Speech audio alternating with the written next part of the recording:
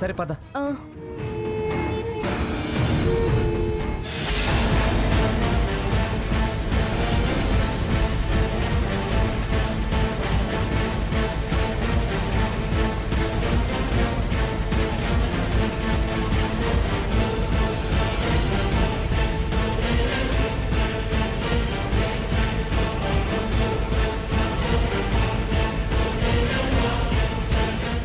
ఇల్లంతా ఇంకోసారి వెతికి చూద్దాంరా.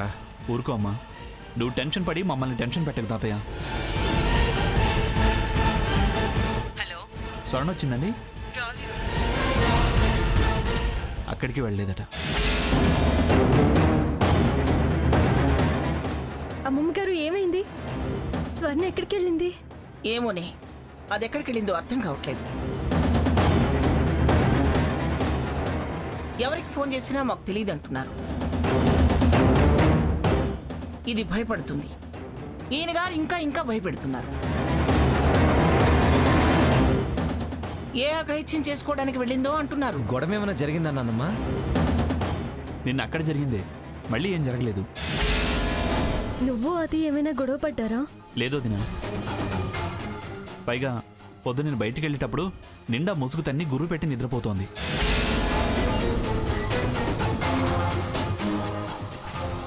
ఏమైందో, ఎక్కడికి పోయిందో, ఏం చేసుకుంటుందో. ఎడమ కన్ను కూడా తెగదురుతుంది. ఆ మాటలే వద్దంటున్నాను. అది చాలా పిరికిది. అలాంటి పనులేమీ చేసుండదమ్మమ్మ గారు. తెగింపుకొస్తే పిరుగుతనమేందమ్మా? మావయ్య గారు, దయచేసి భయపడే మాటలు మాట్లాడకండి.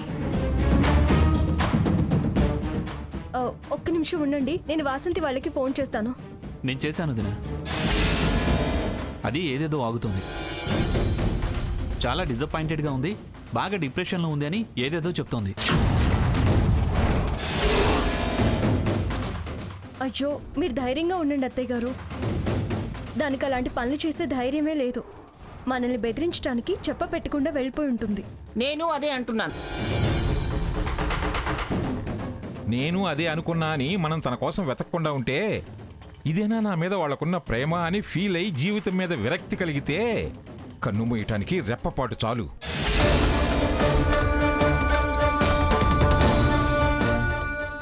ఏంటి తాతయ్య నువ్వు?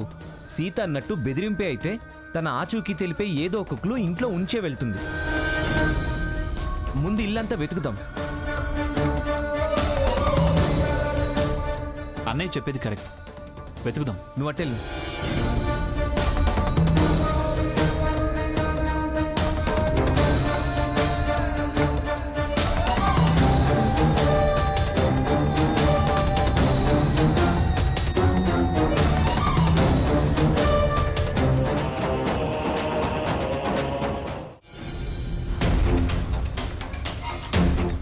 ఏమైనా తెలిసిందా? ఏం తెలియలేదు మంగా. ఊరంతా వెతికాం, కాళ్ళ నొప్పులు వచ్చి నీ తప్పితే అమ్మాయి జాడలేదు. సకేత్, స్వర్ణ ఆచూకీ ఏమైనా తెలిసిందేరా? కనిపిస్తే తీసుకురావా? ఎందుకురా అంత కసురుకుంటావు?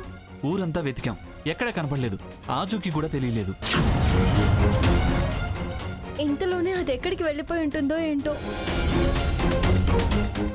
వేరే ఊరేమైనా వెళ్ళిందేమో. మనం పోలీస్ కంప్లైంట్ ఇవ్వడమే బెటర్.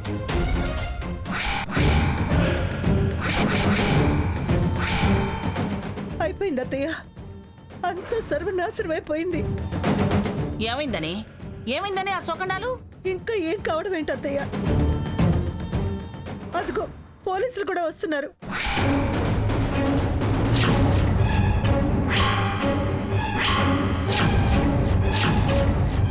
అది అన్నంత పని చేసే ఉంటుంది. నువ్వు కాస్త ఏడు బాబు. అమ్మా, అసలు వాళ్ళు ఎందుకు వస్తున్నారో ఏమిటో తెలియని ముందు. ఈ టైంలో ఇంకా ఎందుకు వస్తారు మంగా? లక్ష్మి అన్నది కరెక్ట్ అయి ఉంటుంది. అత్తయ్య, ఊరుకోండి అత్తయ్య, ఊరుకోండి. ఏమిటి ఎస్ఐ గారు, ఏమిటి మా ఇంటికి వచ్చారు? టిఫిన్లు చేసి వెళ్దామని. ఏంటి ఎస్ఐ గారు, ఏం మాట్లాడుతున్నారు? లేకపోతే ఏంటండి, ఎందుకు వచ్చారనే ప్రశ్న ఏంటి?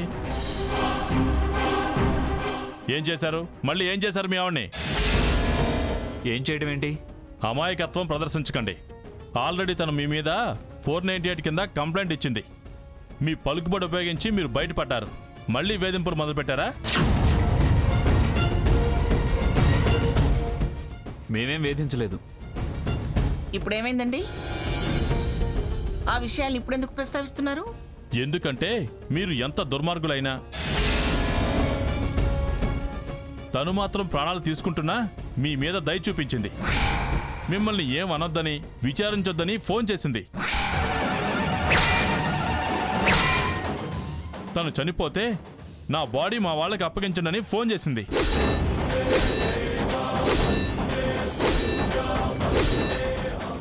చచ్చిపోతానందా? అవును, అడ్రస్ కూడా చెప్పి బాడీ అక్కడ కలెక్ట్ చేసుకోమంది.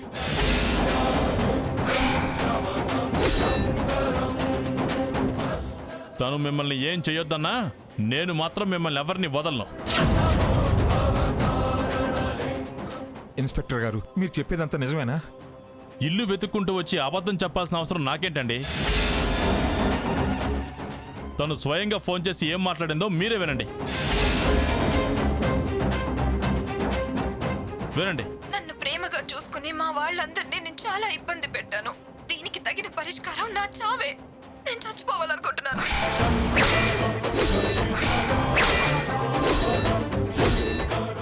స్వర్ణ, అత్తయ్య గారు, సాకేత్ అది ఖచ్చితంగా విల్లాలోనే ఉండుంటుంది. పదండి వెళ్దాం. పదండి. నేను వస్తా, పదండి. ఇక్కడికి వచ్చి తప్పు చేశాను. లేకపోతే ఏంటి, తను చస్తున్నాను అని ఫోన్ చేసి అడ్రస్ చెప్పినా నేను ఇక్కడికి రావడం ఏంటి? ఇన్స్పెక్టర్ గారు, మీరు వెళ్ళండి, మేము చూసుకుంటాంలేండి. ప్లీజ్ వెళ్ళండి. పోయి దీనికి ఇలాంటి ఐడియా ఇచ్చింది ఎవరు? వెనక ముందు ఆలోచించకుండా సూసైడ్ నోట్ రాయటం ఏమిటి? చస్తానని వెళ్ళడం ఏమిటి?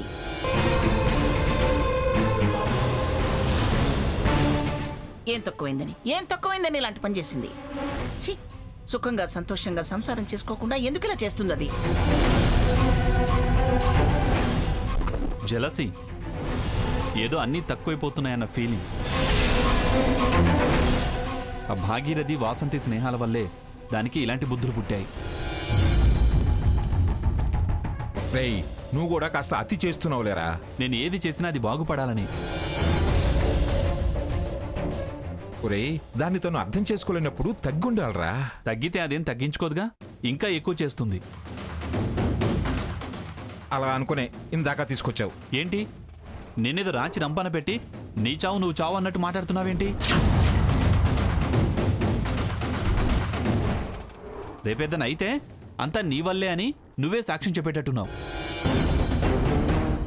ఊరుకోరా, అలాంటి మాటలు మాట్లాడొద్దు. నాకు భయంగా ఉంది. అసలే తను నన్ను ఇదివరకే పోలీస్ కేసులో ఇరికించింది. అదేం చావదు. చచ్చేదైతే బతుకు మీద అంత ఆశ పెంచుకోదు.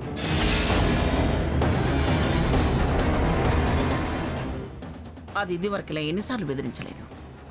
అలాగే ఇది కూడా అయి ఉంటుంది.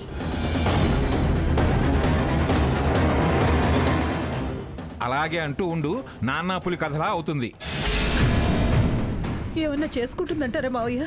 ఏమోనమ్మా, అలాంటి నిర్ణయమే తీసుకుంటే ఎప్పుడు ఏమైనా చేయొచ్చు, ఎంత ధైర్యమైనా చేయొచ్చు.